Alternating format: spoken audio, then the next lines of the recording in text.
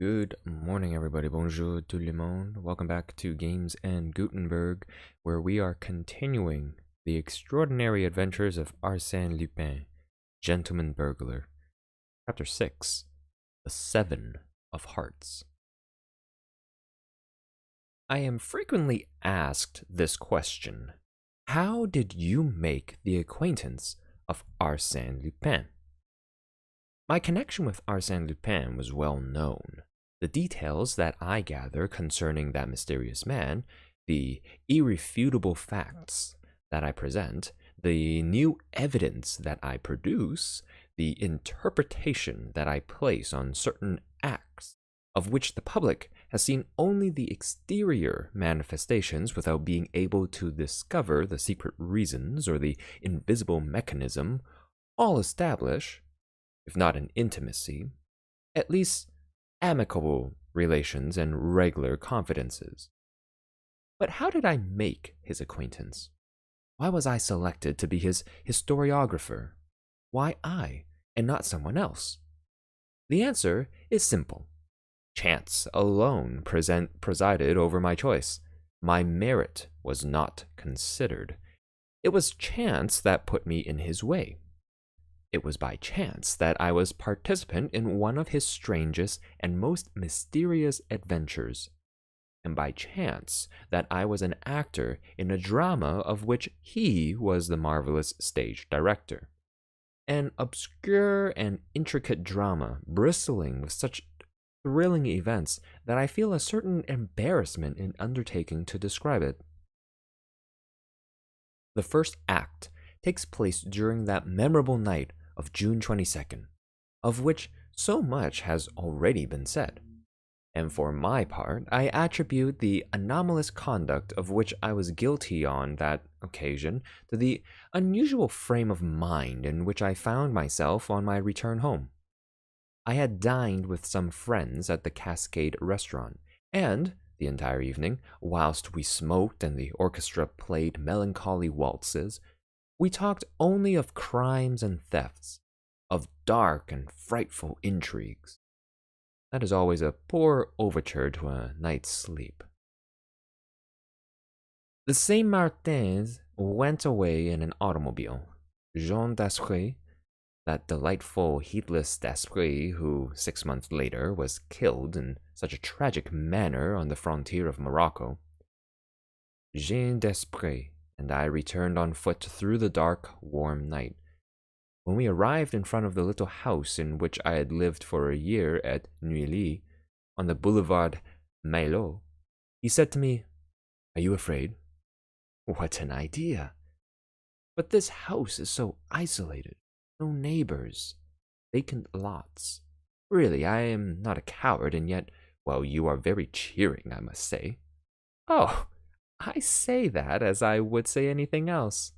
The Saint Martins have impressed me with their stories of brigands and thieves. We shook hands and said good night. I took out my key and opened the door. Well, that is good, I murmured. Antoine has forgotten to light a candle. Then I recalled the fact that Antoine was away. I had given him a short leave of absence. Forthwith, I was disagreeably oppressed by the darkness and silence of the night. I ascended the stairs on tiptoe and reached my room as quickly as possible. Then, contrary to my usual habit, I turned the key and pushed the bolt. The light of my candle restored my courage, yet I was careful to take my revolver from its case, a large, powerful weapon, and place it beside my bed. That precaution completed my reassurance. I lay down and, as usual, took a book from my night table to read myself to sleep. Then I received a great surprise. Instead of the paper knife with which I had marked my place on the preceding, I found an envelope closed with 5 seals of red wax. I seized it eagerly. It was addressed to me and marked urgent. A letter addressed to me. Who could have put it in that place? Nervously, I tore open the envelope and read, From the moment you open this letter, whatever happens, whatever you may hear, do not move, do not utter one cry. Otherwise, you are doomed. I am not a coward, and quite as well as another, I can face real danger or smile at the visionary perils of imagination. But let me repeat, I was in an anomalous condition of mind, with my nerves set on edge by the events of the evening. Besides, was there not, in my present situation, something startling and mysterious, calculated to disturb the most courageous spirit? My feverish fingers clutched the sheet of paper, and I read and reread those threatening words. Do not move. Do not utter one cry. Otherwise, you are doomed. Nonsense, I thought. It is a joke, the work of some cheerful idiot. I was about to laugh, a good, loud laugh. Who prevented me? What haunting fear compressed my throat? At least I would blow out the candle. No, I do it. Do not move, or you are doomed, were the words he had written. These auto-suggestions were frequently more imperious than the most positive realities. But why should I struggle against them? I had simply to close my eyes. I did so. At that moment, I heard a slight noise, followed by crackling sounds, proceeded from a large room used by me as a library. A small room or antechamber was situated between the library and my bedchamber. The approach of an actual danger greatly excited me, and I felt a desire to get up, seize my revolver, and rush into the library. I did not rise. I saw one of the curtains of the left window move. There was no doubt about it. The curtain had moved. It was still moving, and I saw quite distinctly, in the narrow space between the curtains and the window, a human form, a bulky mass that prevented the curtains from hanging straight. And it is equally certain that the man saw me through the large meshes of the curtain. Then I understood the situation. His mission was to guard me, while the others carried away their booty. Should I rise and seize my revolver? Possible. He was there. At the least movement, at the least cry, I was doomed. Then came a terrific noise that shook the house. This was followed by lighter sounds, 2 or 3 together, like those of a hammer that rebounded. At least that was the impression formed in my confused brain. These were mingled with other sounds, thus creating a veritable uproar which proved that the intruders were not only bold, but felt themselves secure from interruption. They were right. I did not move. Was it cowardice? No. Rather, weakness, a total inability to move any portion of my body combined with discretion. Or why should I struggle? Behind that man, there were 10 others who would come to his assistance. Should I risk my life to save a few tapestries and bibelots? Throughout the night, my torture endured. Insufferable torture, terrible anguish. The noises had stopped, but I was in constant fear of their renewal. And the man who was guarding me, weapon in hand, my fearful eyes remained cast in his direction, and my heart beat, and a profuse perspiration oozed from every pore of my body. Suddenly, I experienced an immense relief. A milk wagon, whose sound was familiar to me, passed along the boulevard, and at the same time I had an impression that the light of a new day was trying to steal through those closed window blinds. At last, daylight penetrated the room. Other vehicles passed along the boulevard, and all the phantoms of the night vanished. Then I put one arm out of the bed, slowly and cautiously. My eyes were fixed upon the curtain, locating the exact spot at which I must fire. I made an exact calculation of the movements I must make. Then, quickly, I seized my revolver and fired. I leaped from my bed with a cry of deliverance and rushed to the window.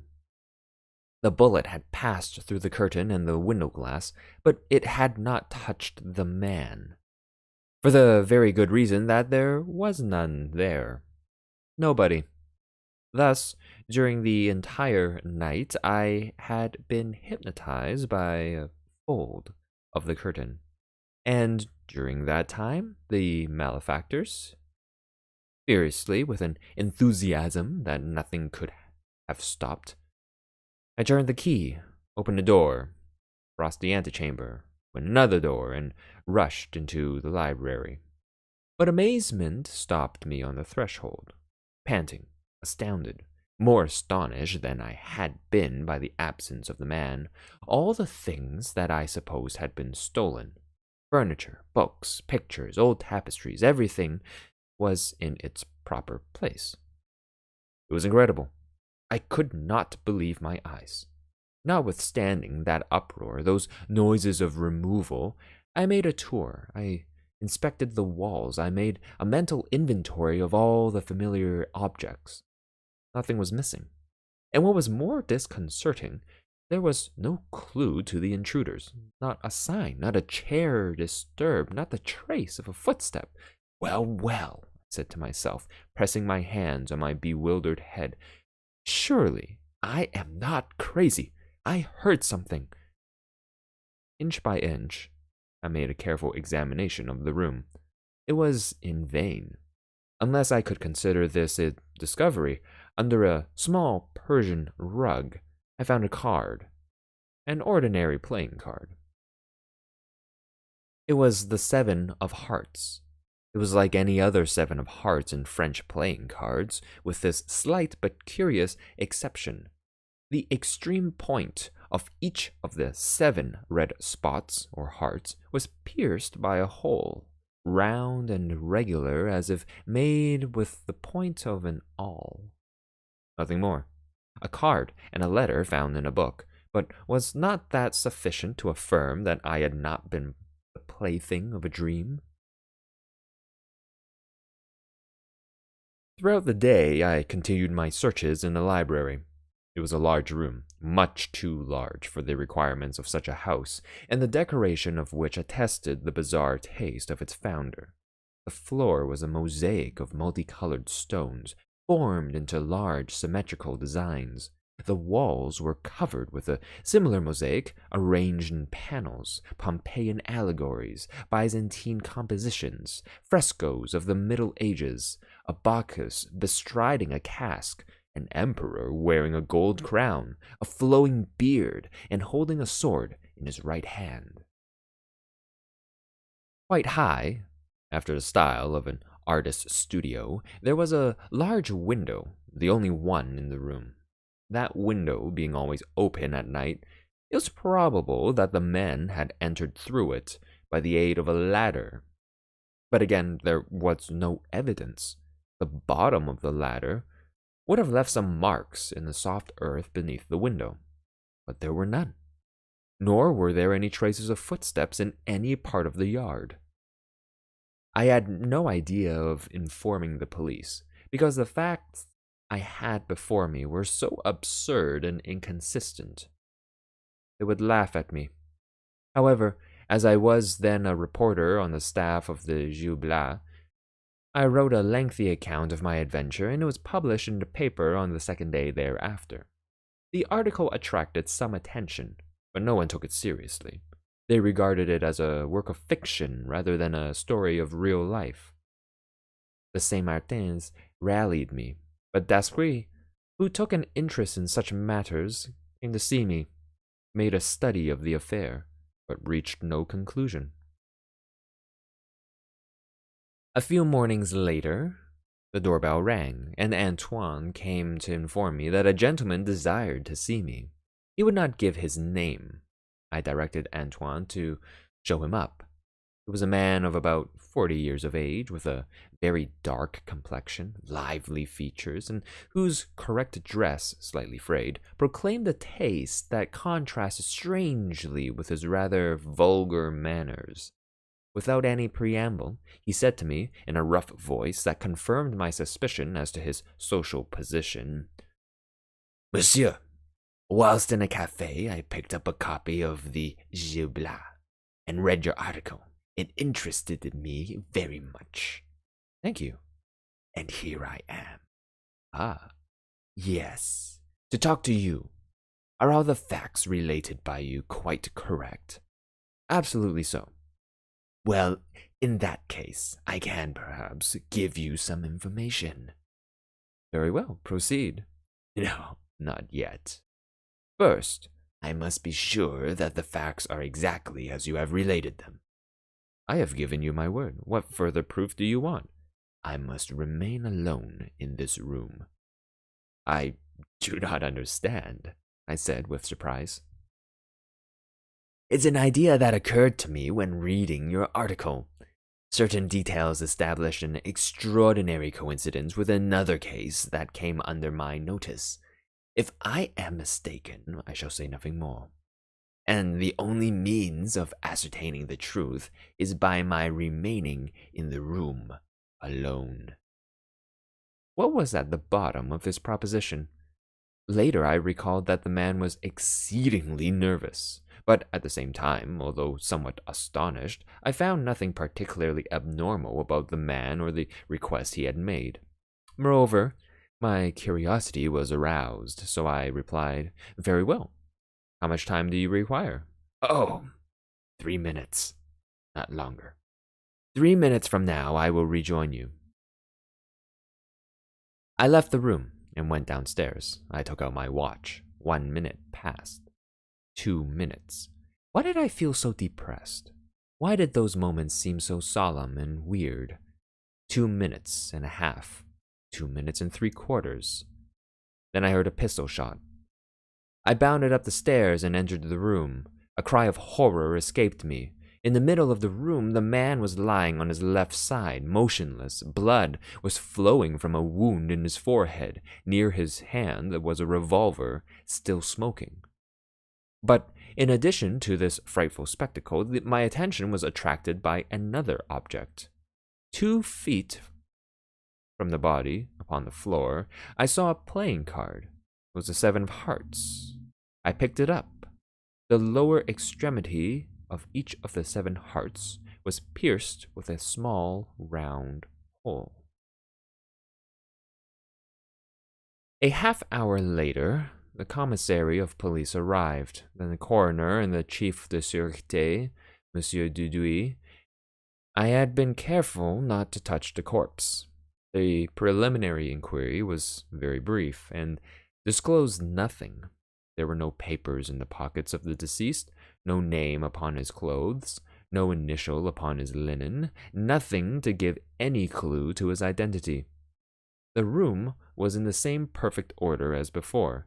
The furniture had not been disturbed, yet this man had not come to my house solely for the purpose of killing himself, or because he considered my place the most convenient one for his suicide.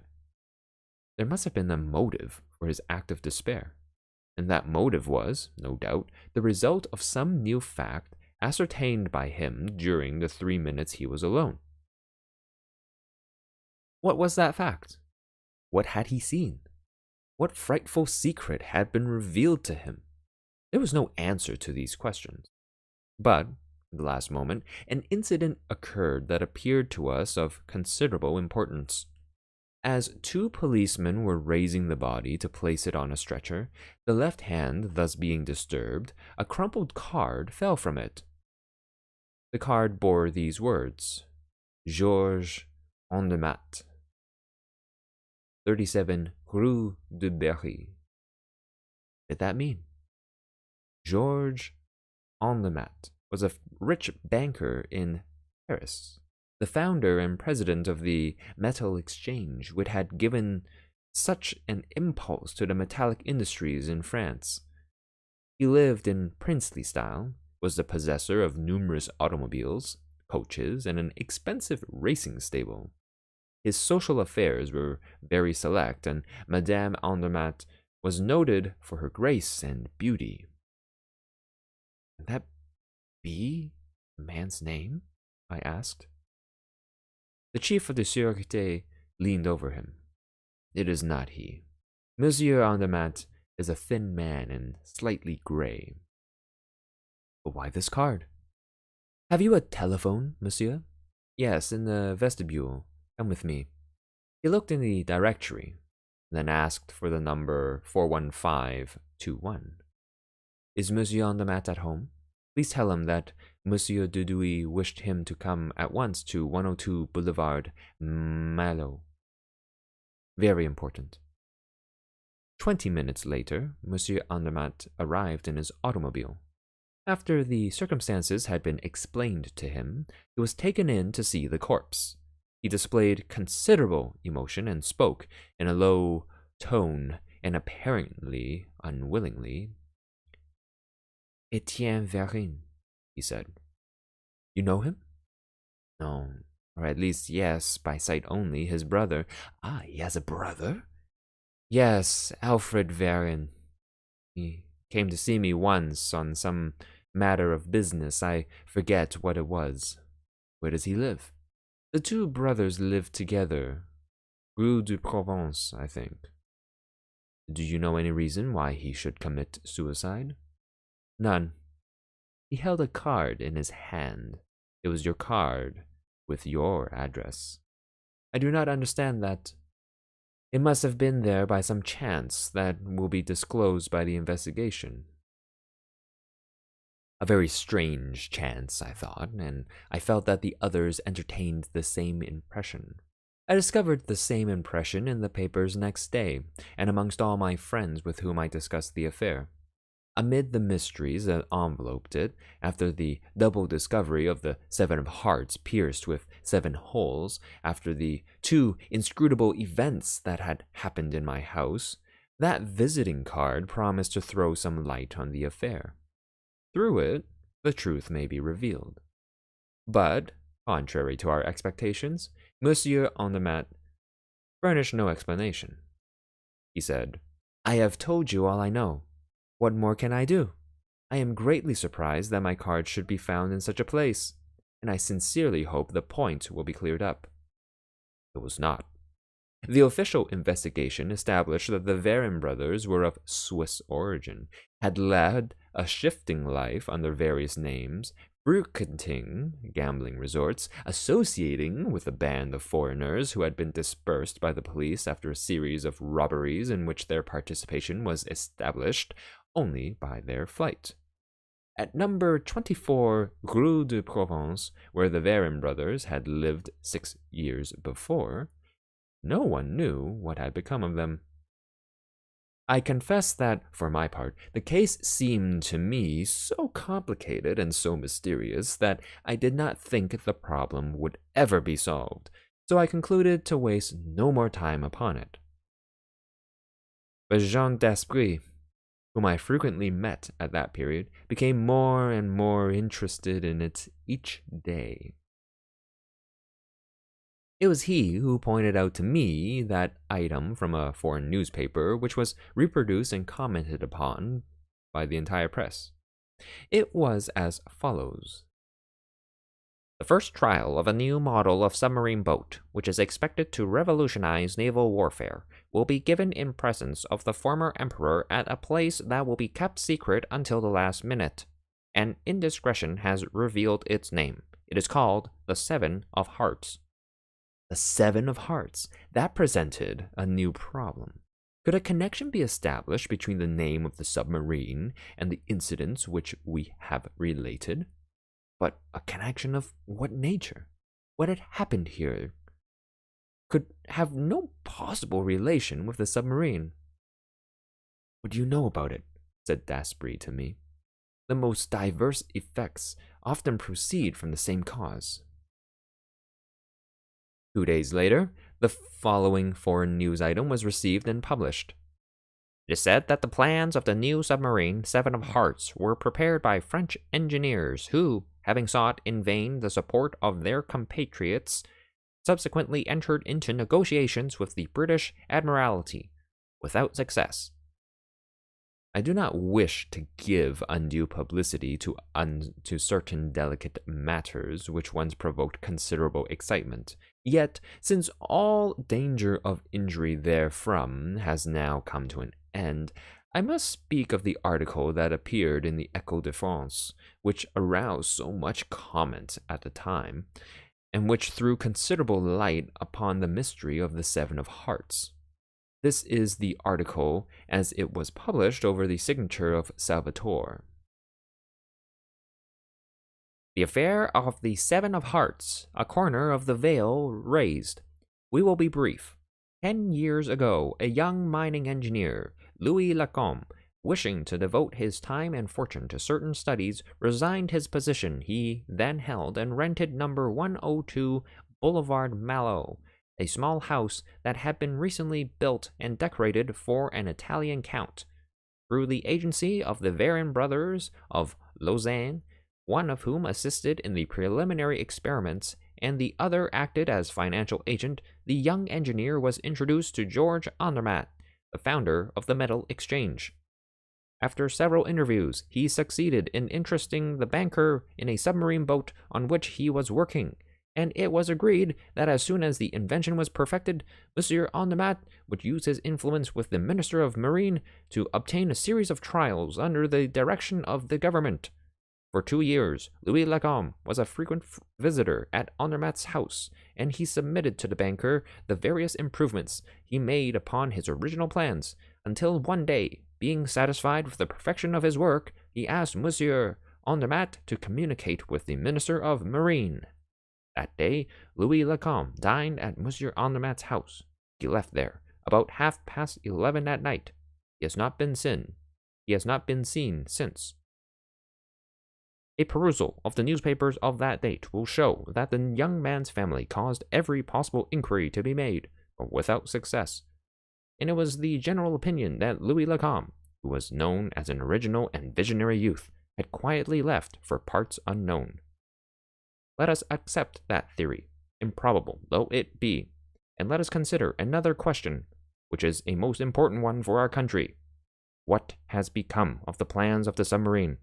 Did Louis Lacombe carry them away? Are they destroyed?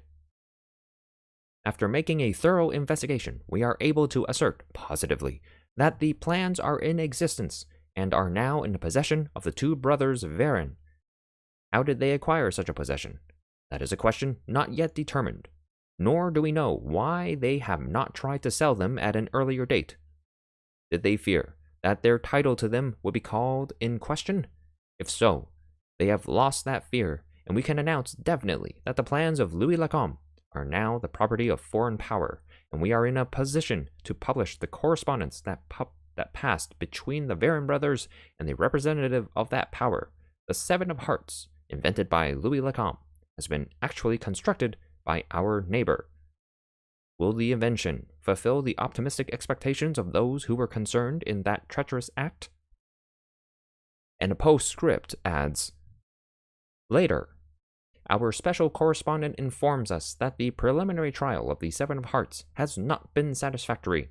It is quite likely that the plans sold and delivered by the Varin brothers did not include the final document carried by Louis Lacombe to Monsieur Andermatt on the day of his disappearance, a document that was indispensable to a thorough understanding of the invention. It contained a summary of the final conclusions of the inventor, and estimates and figures not contained in the other papers. Without this document, the plans are incomplete. On the other hand, without the plans, the document is worthless. Now is the time to act and recover what belongs to us. It may be a difficult matter, but we rely upon the assistance of Monsieur Andermatt. It will be to his interest to explain his conduct, which has hitherto been so strange and inscrutable. He will explain not only why he concealed these facts at the time of the suicide of Etienne Varin, but also why he has never revealed the disappearance of the paper, a fact well known to him. He will tell why, during the last 6 years, he paid spies to watch the movements of the Varin brothers. We expect from him not only words, but acts, and at once. Otherwise, the threat was plainly expressed, but of what did it consist? What whip was Salvatore, the anonymous writer of the article, holding over the head of Monsieur Andermatt? An army of reporters attacked the banker, and 10 interviewers announced the scornful manner in which they were treated. Thereupon, the Echo de France announced its position in these words: "Whether Monsieur Andermatt is willing or not, he will be henceforth our collaborator in the work we have undertaken." Daspry and I were dining together on the day on which that announcement appeared. That evening, with the newspapers spread over my table, we discussed the affair and examined it from every point of view with that exasperation that a person feels when walking in the dark and finding himself constantly falling over the same obstacles.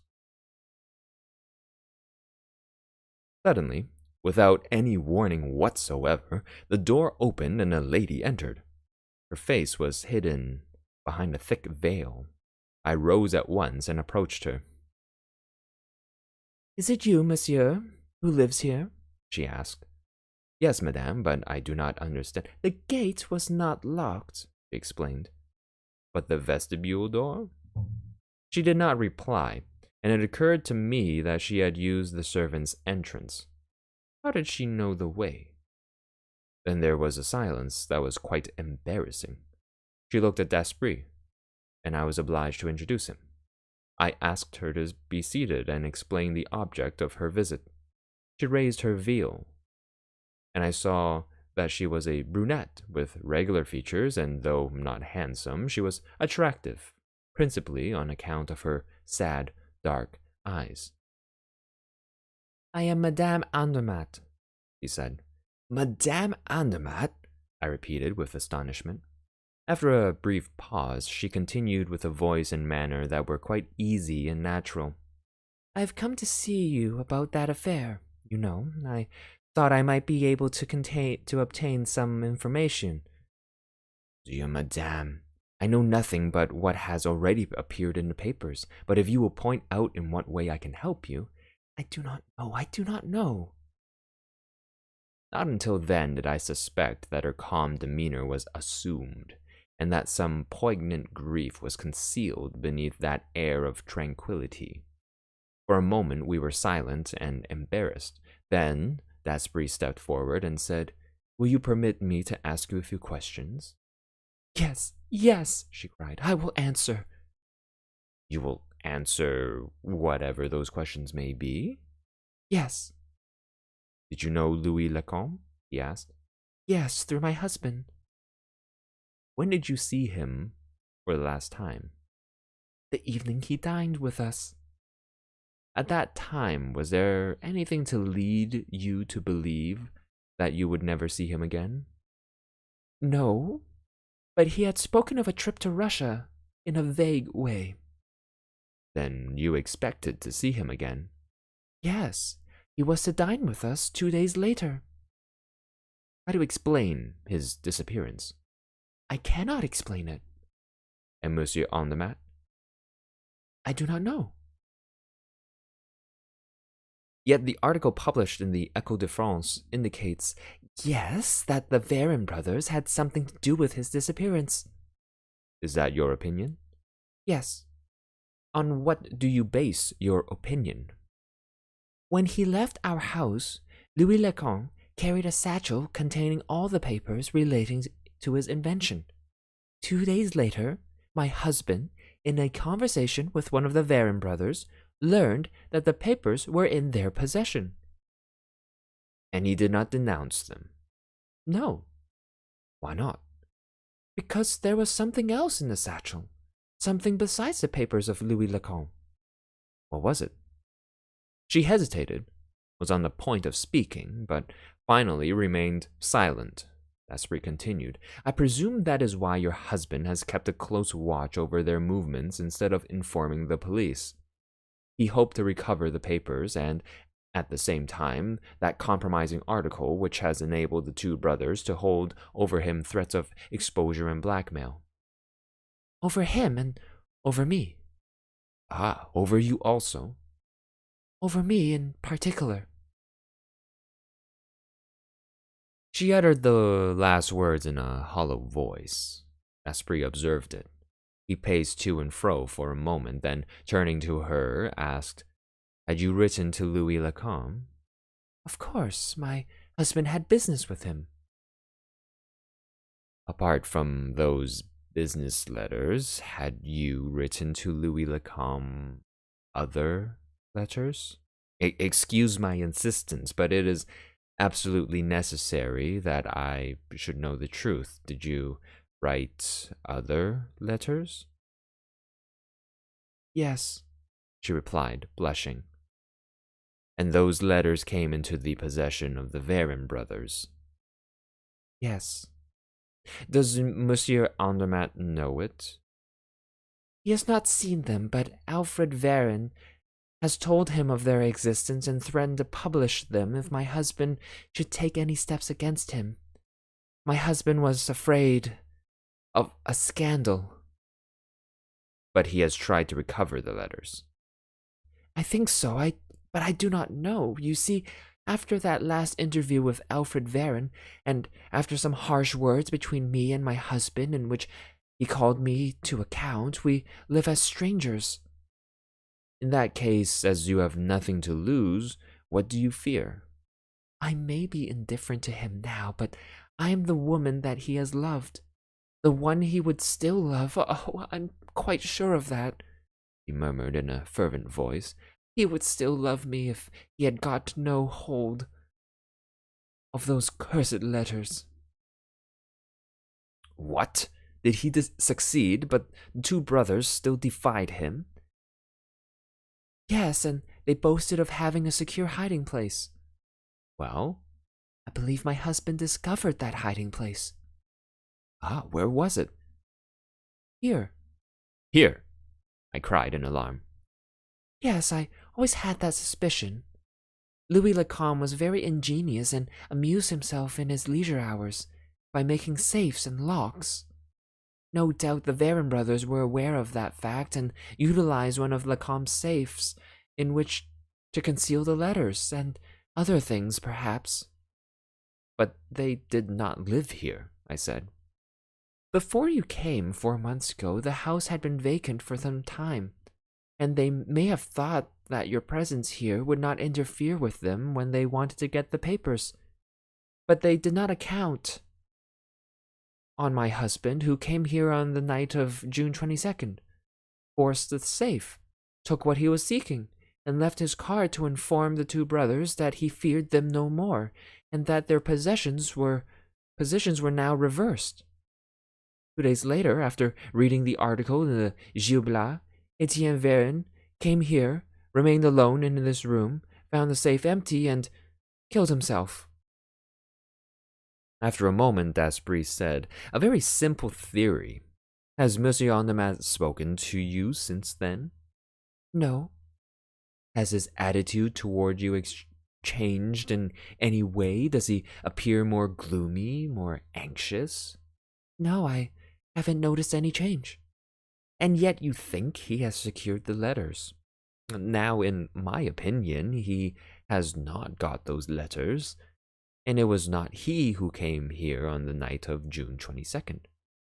Who was it then? The mysterious individual who is managing this affair, who holds all the threads in his hands, and whose invisible but far-reaching power we have felt from the beginning. It was he and his friends who entered this house on June 22nd. It was he who discovered the hiding place of the papers. It was he who left Monsieur Andermatt's card. It is he who now holds the correspondence and the evidence of the treachery of the Varin brothers. Who is he? I asked impatiently. The man who writes letters to the Echo de France, Salvatore. Have we not convincing evidence of that fact? Does he not mention in his letters certain details that no one could know except the man who had thus discovered the secrets of the two brothers? Well then, stammered Madame Andermatt in great alarm. He has my letters also, and it is he who now threatens my husband. Mon Dieu, what am I to do? Write to him, declared Daspry. Confide in him without reserve. Tell him all you know and all you may hereafter learn. Your interest and his interest are the same. He is not working against Monsieur Andermatt, but against Alfred Varin. help him. How? Has your husband the document that completes the plans of Louis Lecomte? Yes. Tell that to Salvatore, and if possible, procure the document for him. Write to him at once. You risk nothing. The advice was bold, dangerous even at first sight, but Madame Andermatt had no choice. Besides, as Daspry had said, she ran no risk. If the unknown writer were an enemy, that step would not aggravate the situation. If he were a stranger seeking to accomplish a particular purpose, he would attach to those letters only a secondary importance. Whatever might happen, it was the only solution offered to her, and she, in her anxiety, was only too glad to act on it. She thanked us effusively and promised to keep us informed. In fact, 2 days later, she sent us the following letter that she had received from Salvatore. I've not found the letters, but I will get them. Rest easy. I am watching everything. S. I looked at the letter. It was in the same handwriting as the note I found in my book on the night of June 22nd. Daspry was right. Salvatore was, indeed, the originator of that affair. We were beginning to see a little light coming out of the darkness that surrounded us, and an unexpected light was thrown on certain points. But other points yet remained obscure. For instance, the finding of 2 7 of hearts. Perhaps I was unnecessarily concerned about those 2 cards whose 7 punctured spots had appeared to me under such startling circumstances. Yet I could not refrain from asking myself, what role will they play in the drama? What importance do they bear? What conclusion must be drawn from the fact that the submarine constructed from the plans of Louis Lecomte bore the name of 7 of Hearts? Daspry gave little thought to the other 2 cards. He devoted all his attention to another problem which he considered more urgent. He was seeking the famous hiding place. And who knows, said he, I may find the letters that Salvatore did not find by inadvertence, perhaps.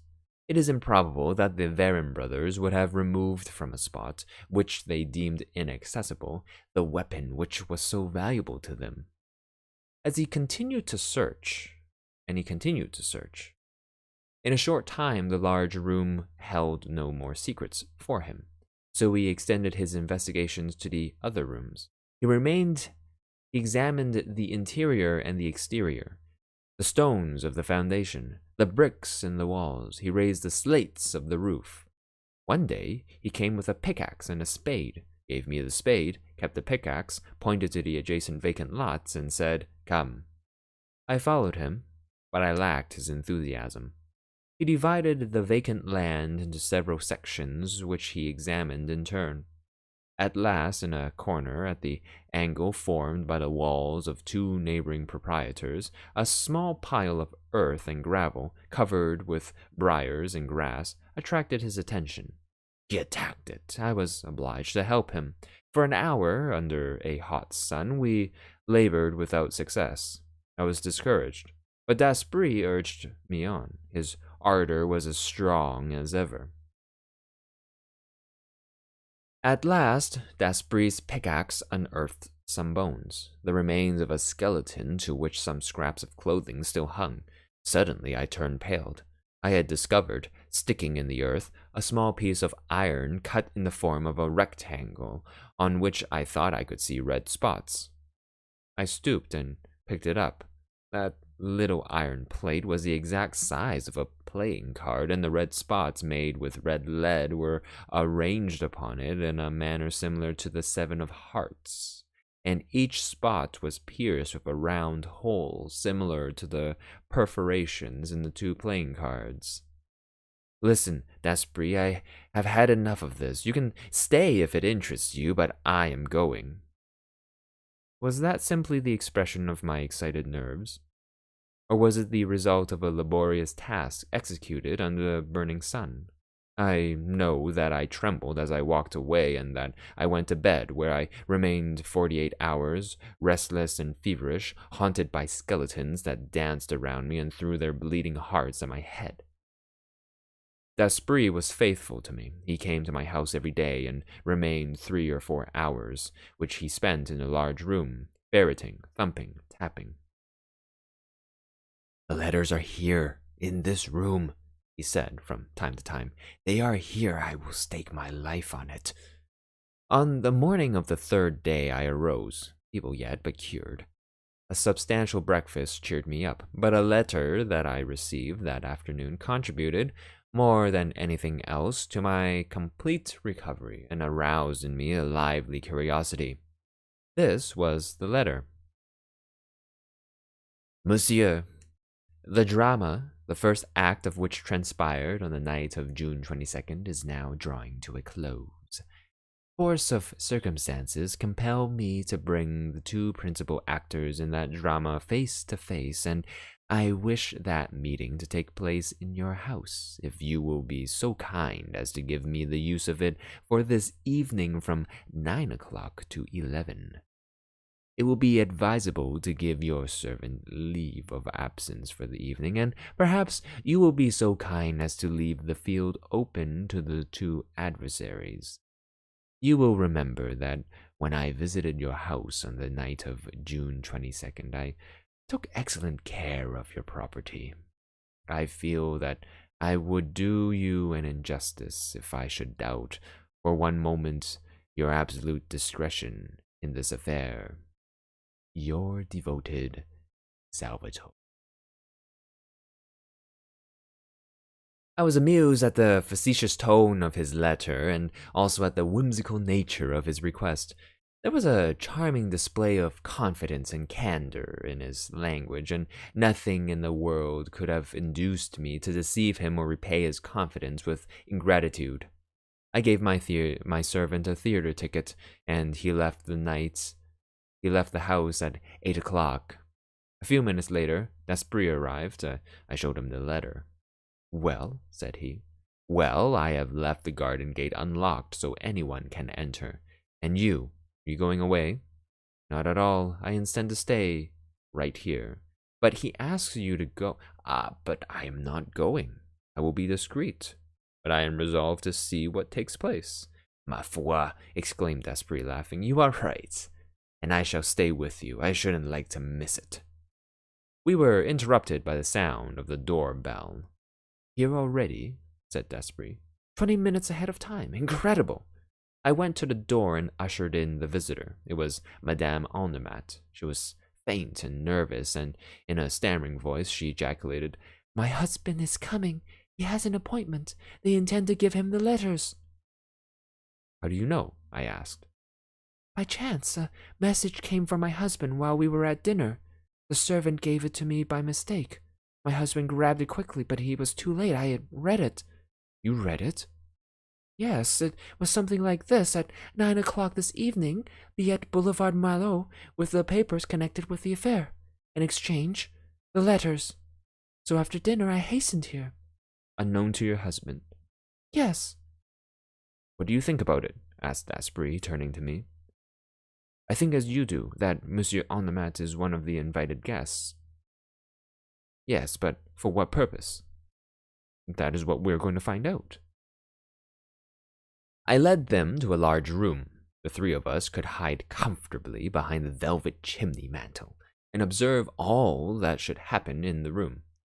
We seated ourselves there, with Madame Andermatt in the center. The clock struck 9. A few minutes later, the garden gate creaked upon its hinges. I confess that I was greatly agitated. I was about to learn the key to the mystery. The startling events of the last few weeks were about to be explained, and under my eyes the last battle was going to be fought. Daspry seized the hand of Madame Andermatt and said to her, "Not a word, not a movement. Whatever you may see or hear, keep quiet." Someone entered. It was Alfred Véron. I recognized him at once, owing to the close resemblance he bore to his brother Etienne. There was the same slouching gait, the same cadaverous face covered with a black beard. He entered with the nervous air of a man who is accustomed to fear the presence of traps and ambushes, who scents and avoids them.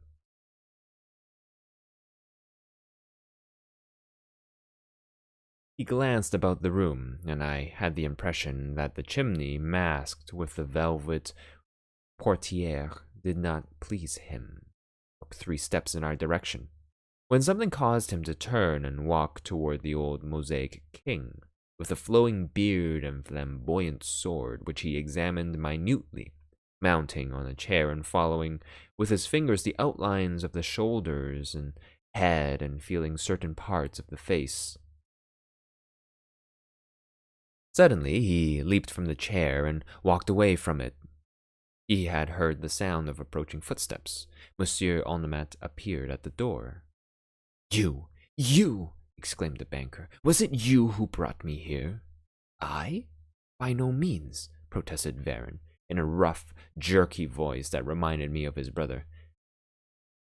On the contrary, it was your letter that brought me here. My letter? A letter signed by you in which you offered— I never wrote to you, declared Monsieur Andermatt. You did not write to me. Instinctively, Varron was put on his guard, not against the banker, but against the unknown enemy who had drawn him into this trap. A second time he looked in our direction, then walked toward the door, but Monsieur Andermatt barred his passage. Well, where are you going, Varron? There is something about this affair I don't like. I'm going home. Good evening. One moment. Of that, Monsieur Andermatt, I have nothing to say to you. But I have something to say to you, and this is a good time to say it. Let me pass. No, you will not pass. Varron recoiled before the resolute attitude of the banker as he muttered, Well, then be quick about it. One thing astonished me, and I have no doubt my 2 companions experienced a similar feeling. Why was Salvatore not there? Was he not a necessary party at this conference? Or was he satisfied to let these 2 adversaries fight it out between themselves? At all events, his absence was a great disappointment, although it did not detract from the dramatic strength of the situation. After a moment, Monsieur Andermatt approached Varron and, face to face, eye to eye, said, Now, after all these years and when you have nothing more to fear, you can answer me candidly. What have you done with Louis Lecomte? What a question, as if I knew anything about him. You do know you and your brother were his constant companions, almost lived with him in his very house. You knew all about his plans and his work, and the last night I ever saw Louis Lecomte, when I parted with him at my door, I saw 2 men slinking away in the shadows of the trees. That I am ready to swear to. Oh, what has that to do with me? 2 men were you and your brother. Prove it. The best proof is that 2 days later you yourself showed me the papers and the plans that belonged to Lecomte and offered to sell them. How did these papers come into your possession? I have already told you, Monsieur Andermatt, that we found them on Louis Lecomte's table the morning after his disappearance. That is a lie. Prove it. The law will prove it. Why did you not appeal to the law? Why? Why? Stammered the banker with a slight display of emotion. You know very well, Monsieur Andermatt, if you had the least certainty of our guilt, our little threat would not have stopped you. What threat? Those letters? Do you suppose I ever gave those letters a moment's thought? If you did not care for the letters, why did you offer me thousands of francs for their return? And why did you have my brother and me tracked like wild beasts? To recover the plans. Nonsense, you wanted the letters. You knew that as soon as you had the letters in your possession, you could denounce us. Oh, no, I couldn't part with them. He laughed heartily, but stopped suddenly and said, But enough of this. We are merely going over the ground. We make no headway. We had better let things stand as they are. We will not let them stand as they are, said the banker. And since you have referred to the letters, let me tell you that you will not leave this house until you deliver up those letters. I shall go when I please. You will not. Be careful, Monsieur Andermatt. I warn you. I say you shall not go. We will see about that, cried Varin, in such a rage that Madame Andermatt could not suppress a cry of fear. Varin must have heard it, for now he tried to force his way out. Monsieur Andermatt pushed him back. Then I saw him put his hand into his coat pocket. For the last time, let me pass, he cried. The letters first. Varin drew a revolver, and pointing it at Monsieur Andermatt said, Yes or no. The banker stooped quickly. There was a sound of a pistol shot. The weapon fell from Varin's hand. I was amazed. The shot was fired close to me. It was Daspry who had fired it at Varin, causing him to drop the revolver. In a moment, Daspry was standing between the two men, facing Varin. He said to him, with a sneer, You were lucky, my friend, very lucky. I fired at your hand and struck only the revolver. Both of them looked at him, surprised. Then he turned to the banker and said, I beg your pardon, monsieur, for meddling in your business, but really you play a very poor game. Let me hold the cards. Turning again to Varin, Daspry said, It's between us two, comrade. And play fair, if you please. Hearts are trumps, and I play the 7. Then Daspry held up, before Varin's bewildered eyes, the little iron plate, marked with 7 red spots. It was a terrible shock to Varin. With livid features, staring eyes, and an air of intense agony, the man seemed to be hypnotized by the sight of it. Who are you? He gasped. One who meddles in other people's business down to the very bottom. What do you want? What you brought here tonight. I brought nothing. Yes, you did, or you wouldn't have come. This morning you received an invitation to come here at 9 o'clock and bring with you all the papers held by you. You are here. Where are the papers? There was in Daspry's voice and manner a tone of authority that I did not understand. His manner was usually quite mild and conciliatory. Absolutely conquered, Varin placed his hand on one of his pockets and said, The papers are here. All of them? Yes. All that you took from Louis Lacombe and afterwards sold to Major von Lieben? Yes. Are these the copies or the originals? I have the originals. How much do you want for them? 100,000 francs. You are crazy, said Daspry. Why, the Major gave you only 20,000, and that was like money thrown into the sea, as the boat was a failure at the preliminary trials. They didn't understand the plans. The plans are not complete. Then why do you ask for them? Because I want them. I offer you 5,000 francs, not a sou more. 10,000, not a sou less. Agreed, said Daspry, who now turned to Monsieur Andermatt and said, Monsieur will kindly sign a check for the amount. But I haven't got your checkbook. Here it is. Astounded, Monsieur Andermatt examined the checkbook that Daspry handed to him. It's mine, he gasped. How does that happen? No idle words, monsieur, if you please. You have merely to sign. The banker took out his fountain pen, filled out the check, and signed it. Varin held out his hand for it. Put down your hand, said Daspry. There is something more.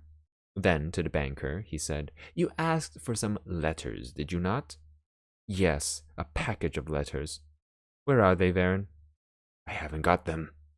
Where are they, Varin? Don't know. My brother had charge of them. They are hidden in this room. In that case, you know where they are. How should I know? Was it not you who found the hiding place? You appear to be as well informed as Salvatore. The letters are not in the hiding place. They are. Open it. Varin looked at him defiantly. Were not Daspry and Salvatore the same person? Everything pointed to that conclusion. If so, Varin risked nothing in disclosing a hiding place already known. Open it, repeated Daspry. I have not got the 7 of hearts. Yes, here it is, said Daspry, handing him the iron plates. Varin recoiled in terror and cried, No, no, I will not. Never mind, replied Daspry as he walked toward the bearded king, climbed on a chair, and applied the 7 of hearts to the lower part of the sword in such a manner that the edges of the iron plate coincided exactly with the 2 edges of the sword. Then, with the assistance of an awl, which he introduced alternately into each of the 7 holes, he pressed upon 7 of the little mosaic stones. As he pressed upon the 7th one, a clicking sound was heard, and the entire bust of the king turned upon a pivot, disclosing a large opening lined with steel. It was really a fireproof safe. You can see, Varin, the safe is empty. So I see. Then my brother has taken out the letters.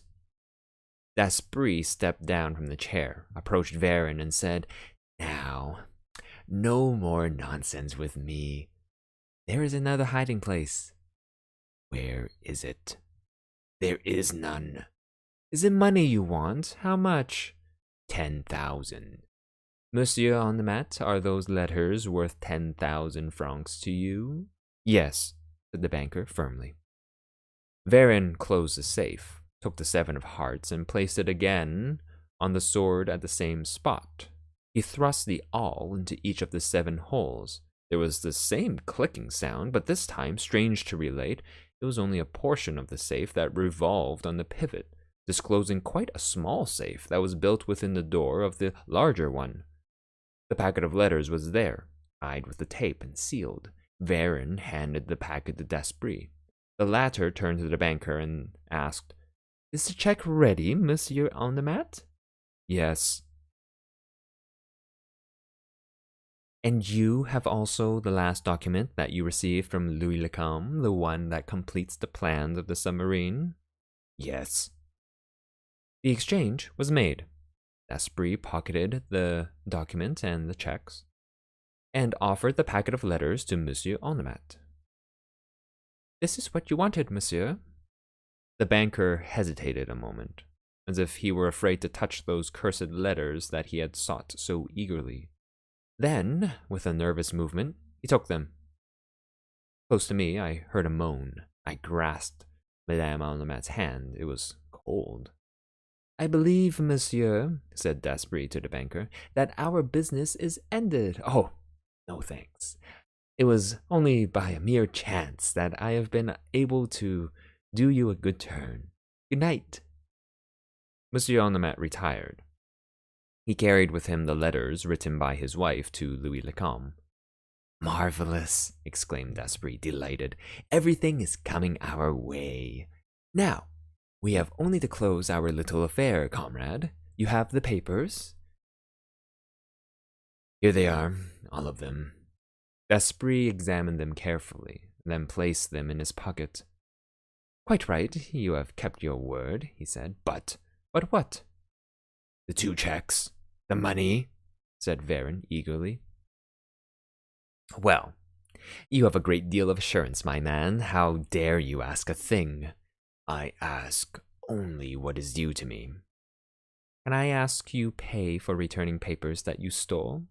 Well, I think not. Varin was beside himself. He trembled with rage. His eyes were bloodshot. The money, the 20,000, he stammered. Impossible. I need it myself. The money. Come, be reasonable, and don't get excited. It won't do you any good.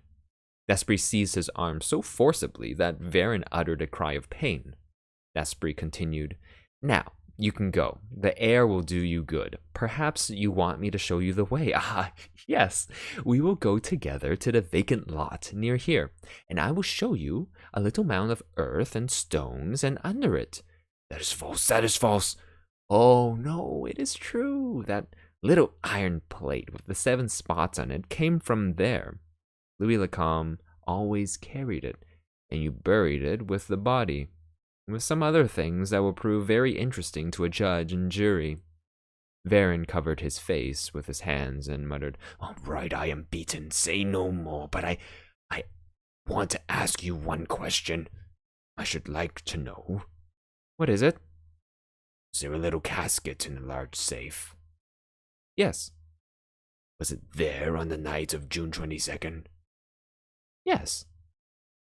"What did it contain?" "Everything that the Varin brothers had put in it, a very pretty collection of diamonds and pearls picked up here and there by the said brothers." "And did you take it?" "Of course I did. Do you blame me?" "I understand. It was the disappearance of that casket that caused my brother to kill himself." "Probably. The disappearance of your correspondence was not a sufficient motive, but the disappearance of the casket... Is that all you wish to ask me?" "One thing. Your name?" "You ask that with an idea of seeking revenge." "Parbleu. The tables may be turned. Today you are on top. Tomorrow it will be you." "I hope so. Your name?" "Arsène Lupin." "Arsène Lupin?" The man staggered as though stunned by a heavy blow. Those 2 words had deprived him of all hope. Daspry laughed and said, "Did you imagine that a Monsieur Durand or Dupont could manage an affair like this? No. It required the skill and cunning of Arsène Lupin. And now that you have my name, go and prepare your revenge. Arsène Lupin will wait for you." Then he pushed the bewildered Varin through the door. "Daspry! Daspry!" I cried, pushing aside the curtain. He ran to me. "What? What's the matter?" "Madame Andermatt is ill." He hastened to her, caused her to inhale some salts, and while caring for her, questioned me. "Well, what did it?" "The letters of Louis Lacombe that you gave to her husband." He struck his forehead and said, "Did she think that I could do such a thing? But of course she would, imbecile that I am." Madame Andermatt was now revived. Daspry took from his pocket a small package exactly similar to the one that Monsieur Andermatt had carried away. "Here are your letters, madame. These are the genuine letters." "But the others?" "The others are the same, rewritten by me and carefully worded. Your husband will not find anything objectionable in them and will never suspect the substitution since they were taken from the safe in his presence." "But the handwriting?" "There is no handwriting that cannot be imitated." She thanked him in the same words she might have used to a man in her own social circle, and so I concluded that she had not witnessed the final scene between Varin and Arsène Lupin. But the surprising revelation caused me considerable embarrassment. Lupin? My club companion was none other than Arsène Lupin. I could not realize it. But he said, quite at his ease, "You can say farewell to Jean Daspry." "Ah." "Yes. Jean Daspry is going on a long journey. I shall send him to Morocco. There he may find a death worthy of him. I may say that is his expectation." "But Arsène Lupin will remain?" "Oh, decidedly. Arsène Lupin is simply at the threshold of his career, and he expects—" I was impelled by curiosity to interrupt him, and leading him away from the hearing of Madame Andermatt, I asked, "Did you discover the smaller safe yourself? The one that held the letters?" "Yes, after a great deal of trouble. I found it yesterday afternoon while you were asleep. And yet, God knows it was simple enough, but the simplest things are the ones that usually escape our notice." Then, showing me the 7 of hearts, he added, "Of course, I had guessed that in order to open the larger safe, this card must be placed on the sword of the Mosaic King." "How did you guess that?" "Quite easily. Through private information, I knew that fact when I came here on the evening of June 22nd. After you left me? Yes, after turning the subject of our conversation to stories of crime and robbery, which were sure to reduce you to such a nervous condition that you would not leave your bed, and would allow me to complete my search uninterrupted. The scheme worked perfectly. Well, I knew when I came here that there was a casket concealed in a safe with a secret lock, and that the 7 of hearts was the key to that lock.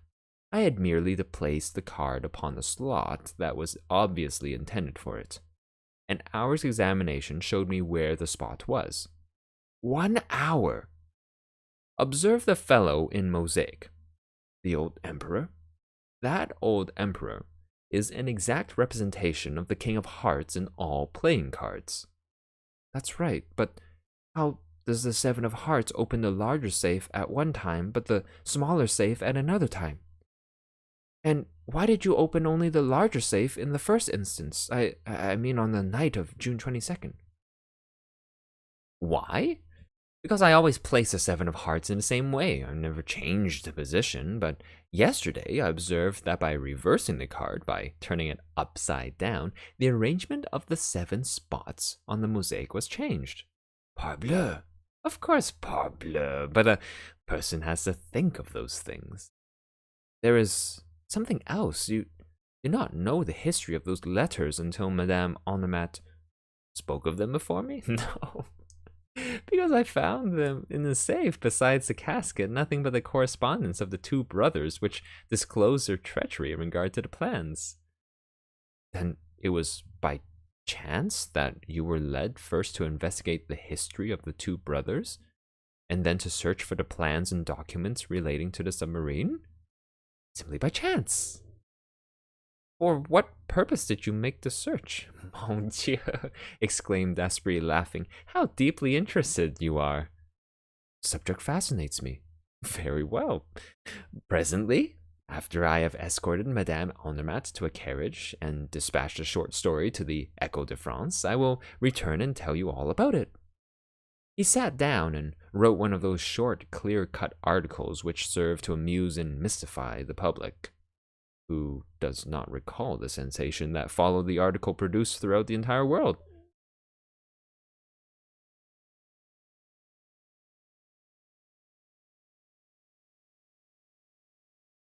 Arsène Lupin has solved the problem recently submitted by Salvatore.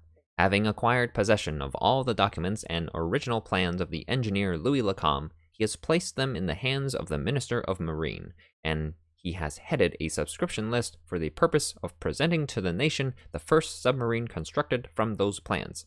His subscription is 20,000 francs. 20,000 francs? The checks of Monsieur Andermatt?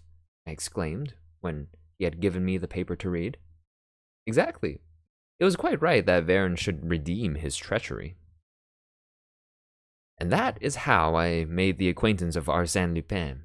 That is how I learned that Ch.6, a member of my club, was none other than Arsène Lupin, gentleman thief. That is how I formed very agreeable ties of friendship with that famous man, and thanks to the confidence with which he honored me, how I became his very humble and faithful historiographer. Thank you for joining Games in Gutenberg for Chapter 6 of The Extraordinary Adventures of Arsène Lupin, Gentleman-Burglar. Join us next Sunday for Chapter 7, Madame Imbert's Safe. Have a wonderful rest of the day.